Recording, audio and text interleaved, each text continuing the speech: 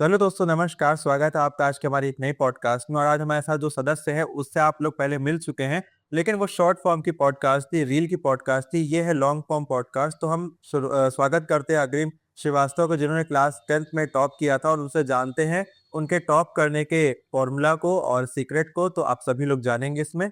तो स्वागत है आपका अग्रिम। एक बार आप अपना परिचय और अपना परसेंटेज बता दीजिए। थैंक यू भैया, आपने मुझे बुलाया। मेरा नाम अग्रम श्रीवास्तव है और मैंने 10th में 95.8% स्कोर किया था। तो हम लोग शुरुआत करते हैं पॉडकास्ट की। सबसे पहले तो आपने जब स्कोर किया, जब आपने अपना रिजल्ट देखा, तो रिजल्ट देखने के बाद आपका क्या रिएक्शन था? सबसे पहले तो हम स्कूल में ही थे, वहाँ पर टीचरों से हम पूछ रहे थे कि कैसे, मतलब सर रिजल्ट आया कि नहीं। बहुत एक्साइटमेंट रहती है क्योंकि पहले तो बहुत डर लग रहा था, किसी को भी पता नहीं होता कि वो टॉप करने वाला है। हाँ। तो पहले घर गए, वहाँ पर मैंने चेक किया। तो पहले डिजी लॉकर पर मैंने चेक किया क्योंकि सीबीएसई की वेबसाइट जो थी हाँ। कभी कभार लैग करने लगती है। अच्छा। तो वहाँ चेक किया, सबसे पहले मम्मी को बताया, तो मुझे तो पहले विश्वास ही नहीं हुआ कि ये मतलब 96% आ गए। उसके बाद फिर जो है, पर हाँ, एक जो मेहनत करते हैं तो लगता है कि हाँ, अच्छा ही परिणाम आएगा। तो मम्मी बहुत खुश हुई, फिर धीरे-धीरे सबको पता चल गया ये। अच्छा, फिर स्कूल में आपको बुलाया गया। हाँ, स्कूल से फिर टीचर्स का मैंने 1-2 टीचरों को खुद से फ़ोन किया। उसके बाद फिर स्कूल से फ़ोन आ गया, फिर वहाँ स्कूल में चले गए, वहाँ पर जो है। अच्छा, अब जैसा कि देखिए, एक सबसे बड़ा मिथ होता है समाज में कि कहते हैं जो टॉपर बनता है वो दिन-रात पढ़ाई में लगा रहता है। तो क्या ये सही है? नहीं, मैं सबसे पहले आपको बता दूँ, ऐसे कोई टिपिकल टॉपर नहीं थे हम। हुँ। हम कई एक्टिविटीज़ में थे, जैसे कि मेरे विद्या भारती स्कूल में पढ़ते हैं, हाँ। तो वहाँ पर विज्ञान पत्रवाचन और कई प्रकार के कॉम्पिटिशन्स होते हैं जो कि ऑल इंडिया लेवल तक जाते हैं। हाँ। तो उसमें क्या था कि मैं ऑल इंडिया लेवल तक भी गया, पहले संकुल में, फिर स्टेट में, प्रांत में, फिर उसके बाद ऑल इंडिया लेवल तक विज्ञान पत्रवाचन में गया। इस समय 11th में भी स्कूल के डिसिप्लिन हेड है, तो कई प्रकार की एक्टिविटीज़, मेरा कंटेंट क्रिएटर भी है, हम गिटार भी बजा लेते हैं, गाना भी गा लेते हैं, तो कई सारी चीज़ों में इन्वॉल्व रहते हैं। अच्छा है। मल्टी टैलेंटेड हम आपको कह सकते हैं एक तरह से। हम अगर पढ़ाई पे आए तो आप अपनी स्टडी की टेक्निक्स बताइए, पढ़ाई कैसे करी जाए 10th में कि आप अच्छे स्कोर कर सकें? देखिए, पढ़ाई का कभी-कभार हम देखते हैं बच्चे क्या करते हैं, मतलब मैंने भी यही किया कि ढूँढा करते हैं ये एक परफेक्ट टाइम आएगा कि जब हम शुरू करेंगे। हाँ। मेरी ये चीज़ें खत्म हो जाएँगी तब ये चीज़ करेंगे। तो ह्यूमन नेचर होता है, कभी परफेक्शन नहीं मिल पाता है हमें। पर क्या करना होता है कि जब भी मेरा ये था कि जब भी जो चीज़ पढ़ो, आराम से उसको उसी जगह समझ लो, कोई भी डाउट आ रहा है उसको क्लियर कर लो। हम रेगुलर स्कूल जाते हैं तो स्कूल की बहुत इंपॉर्टेंस रहती है क्योंकि घर में हम हैं, प्रोक्रेस्टिनेशन हो रहा है कि हाँ, कल पढ़ लेंगे। पर स्कूल में जा रहे हैं, रोज़ नई चीज़ें मिल रही हैं, होमवर्क मिल रहा है, टेस्ट हो रहे हैं, तो हमें शर्म भी आती है क्लास में कोई हमें कुछ कह ना सके। हाँ। तो इसलिए हम पढ़ते ज़रूर हैं। जब भी कोई चीज़ पढ़िए उसको ध्यान से उसी जगह पढ़ के खत्म कर लीजिए। अभी आपने प्रोक्रेस्टिनेशन का नाम लिया, तो इससे बचने का क्या उपाय है बच्चों को, आप बताएँगे? देखिए, बचने का उपाय यही है कि जब तक आपके पास प्रेशर नहीं हो, कहते हैं प्रेशर गलत चीज़ है, पर मेरे ख्याल से प्रेशर बहुत अच्छी चीज़ है। क्योंकि प्रेशर नहीं बिल्कुल। होगी, तो हम हाँ। कोई चीज़ करेंगे ही नहीं नहीं ना। करेंगे, कई हाँ। बार स्कूल में टीचर डाँट दिए तो हमें लगता है अरे यार! बहुत बुराई हो गई। तो हाँ। आपको अपनी इमेज भी अच्छी बना के रखनी है कि एक बार टीचर ने डाँट दिया तो मुझे लगता था यार अगली बार ये ना कहने पाए। तो इसलिए बिल्कुल। हम पढ़ते थे। और प्रोक्रेस्टिनेशन एक टेक्नीक है कि आप जो भी आपको करना है वो आप सामने चिपका दीजिए। हुँ। गोल बनाइए कि हमको उससे टाइम से नहीं पढ़ना है कि 8 से 9 पढ़ना है, मतलब टाइम से नहीं पढ़ना है। हमें डिसाइड करना है कि एक चैप्टर में आज करना है तो करना है। तो ये चीज़ हम लिख के लगा लें और जो भी गोल्स हैं उनको सेट कर लें, तो हाँ। इससे हम बच सकते हैं उससे। अगर आपको सब्जेक्ट वाइज़ अगर बात करें तो किस सब्जेक्ट में कैसी तैयारी करनी चाहिए? सब्जेक्ट वाइज़ देखिए, पहले तो आप अपना कॉन्सेप्ट क्लियर करिए, हुँ। कॉन्सेप्ट ही मेन होता है क्योंकि देखिए जैसे कि साइंस है, तो साइंस में से कॉन्सेप्ट एक है, उसी पे क्वेश्चंस बनाए जा सकते हैं। हुँ। तो मैंने क्या किया कि मेन मेरा पीवाईक्यू सॉल्व किए, अच्छा। एनसीईआरटी को अच्छे से पढ़ना है। फिर हाँ। प्रीवियस ईयर मैंने 10 इयर्स के सॉल्व किए जो कि सबसे ज़्यादा बेनिफिशियल मेरे लिए कुछ रहा है, तो अच्छा। Previous year question. एसएसटी में क्या होता है कि मुझे बहुत बोरिंग लगता था, एसएसटी मतलब मेरा पढ़ने का मन ही नहीं करता था। अच्छा। तो ऐसा नहीं है कि आप एनसीईआरटी की बुक ही पढ़ेंगे तभी सब चीज़ हो जाएगी। मैंने एनसीईआरटी की बुक एसएसटी में नहीं पढ़ी है। मैंने क्या किया कि उसके प्रीवियस ईयर क्वेश्चन, क्योंकि देखिए कहानी तो एक ही है, हाँ। उसी पे 50 क्वेश्चन मान लीजिए बना दिए तो उसी से घुमा-फिरा के आंसर उसका सेम ही रहेगा। तो एसएसटी में ये टेक्निक है कि आप कहानी को समझिए और ज़्यादा से ज़्यादा क्वेश्चन पे फोकस करिए, तो आपके कॉन्सेप्ट तैयार हो जाएँगे। इंग्लिश में आपको आंसर में कीवर्ड ज़रूर लिखना पड़ेगा। जैसे कोई भी चैप्टर ऐसे फायर एंड आइस है तो उसमें हार्मनी वगैरह वर्ड है, तो आप आंसर वो वर्ड लिख दो, उसको पेपर में जब लिख के आओ तो अंडरलाइन कर दो। तो टीचर गलती नहीं ढूँढेगा, आपका वर्ड देख के आपको नंबर दे दे देगा। तो ये देगा। सब टेक्निक्स है। मैथ्स के लिए क्या बताएँगे? मैथ्स मेरा तो मतलब मैं कह सकता हूँ कि पहले था हुँ। और मुझे मन भी नहीं करता था मैथ लगाने का। अच्छा। पर हाँ, मैंने ये सोचा कि जैसे मेरे से बायो लेना था आगे, हाँ। मैंने सोचा यार आखिरी बार पढ़ना है, अच्छे से पढ़ लेते हैं इसे। हाँ।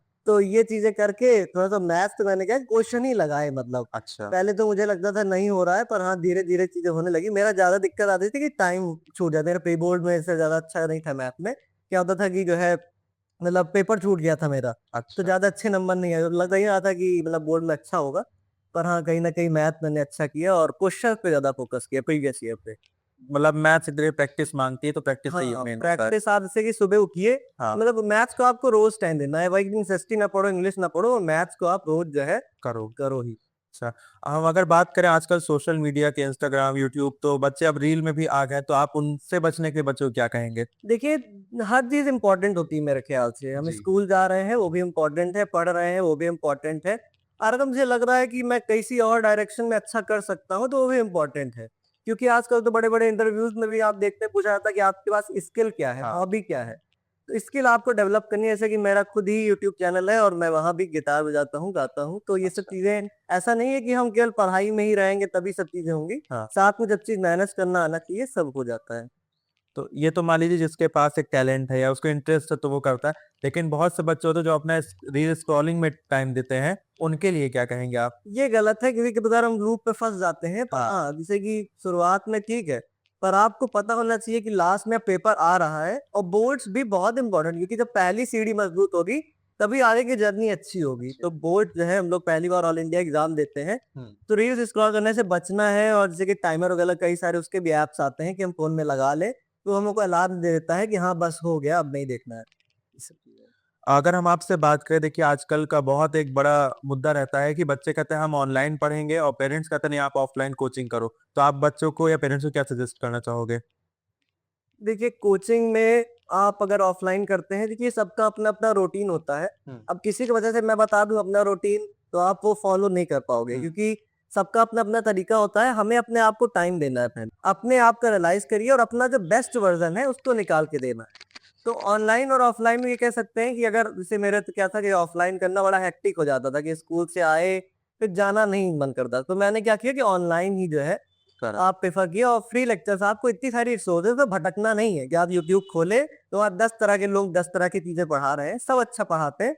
आप कहीं भी एक बगत देख दीजिए, वहीं से आप पढ़ना शुरू कर दीजिए, तो अच्छा रहेगा। अगर हम आपसे बात करें मेंटल हेल्थ पे, एडवाइस पे, तो जैसे पढ़ाई के साथ बच्चे तनाव लेते हैं, तो उस तनाव को कम करने के लिए क्या करें? जैसे कि मैंने बताया, हाँ तनाव होनी भी चाहिए, जरूरी है तनाव, क्योंकि तनाव नहीं होगा तो हम पढ़ेंगे नहीं। पर हाँ, इतना तनाव भी नहीं लेना है, जो कि अपना बेस्ट देना है बस। हाँ। ये नहीं सोचना कि हाँ ये मार्क्स आने ही आने चाहिए।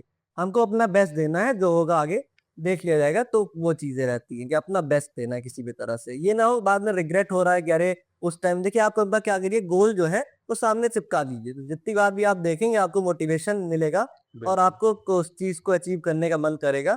तो ये रिग्रेट नहीं रहेगा कि मैं हाँ उस समय पढ़ लेता तो ऐसा हो जाता, तो रिग्रेट ना रहे, बस इतना ध्यान रखना। अब आपसे अपना रैपिड फायर राउंड स्टार्ट करते हैं, उसमें आपको जल्दी जल्दी आंसर देना होगा। सबसे पहली चीज ये है कि आप सुबह पढ़ने वालों में से कि लेट नाइट स्टडी वाले? हम लेट नाइट स्टडी हैं, कभी हम तो जल्दी सुबह उठ नहीं पाते थे, अच्छा। और लेट नाइट ही पढ़ते हैं। कई लोगों ने कहा कि रात में नहीं पढ़ना चाहिए, पर हाँ देर में पढ़ते हैं रात। कोई सबसे बड़ा डिस्ट्रैक्शन रहा हो आपके लिए? डिस्ट्रैक्शन तो कुछ नहीं, बस हाँ डिस्ट्रैक्शन कोई नहीं है। कोई नहीं था मतलब ऐसा बोर्ड्स में? डिस्ट्रैक्शन नहीं था, हाँ ये थोड़ा बहुत इसे मोबाइल वगैरह का रहता था, पर उसको मैनेज किया। अच्छा। घर में पेरेंट्स बहुत सख्ती दिखाते थे बोर्ड्स टाइम पे? नहीं, पेरेंट्स भी यही कहते थे कि अपना बेस्ट दो और सब अच्छा होगा, अच्छा। अभी तो आप पढ़ाई। अगर आप बच्चों को सलाह देंगे तो क्या देंगे, कि वो टी पे प्रेफर करें या कॉफी पे या मिल्क पे?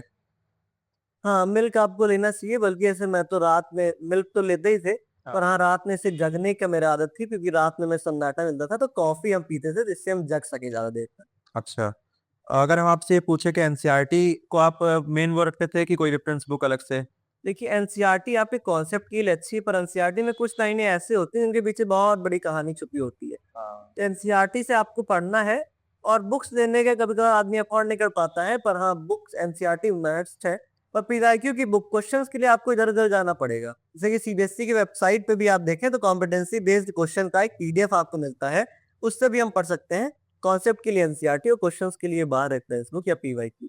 अभी आपने अपने आगे के फ्यूचर के लिए क्या गोल सोचा है पढ़ाई को लेकर? मैं अभी पीसीबी लिया हूँ, और आगे मेरा यही एम है कि डॉक्टर बनना है, अच्छा। ये तकनीक क्लियर करना है। चलिए, हमारे देश को एक अच्छा डॉक्टर मिलेगा। और लास्ट में जाते थे श्रोताओं को कोई संदेश देना चाहते हो तो बता सकते हैं। यही संदेश है कि हमको किसी मतलब कि अपने आप पे फोकस करना है, किसी से कंपैरिजन नहीं करना है।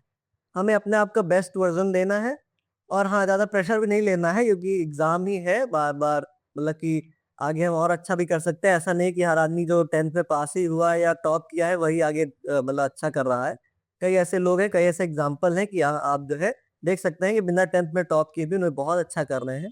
और लोगों की बातों को सुनिए, आप बायोग्राफ़ी वगैरह पढ़िए, तो उससे क्या होगा कि मतलब कि पता चलेगा कैसे कौन क्या कर रहा है। बिल्कुल।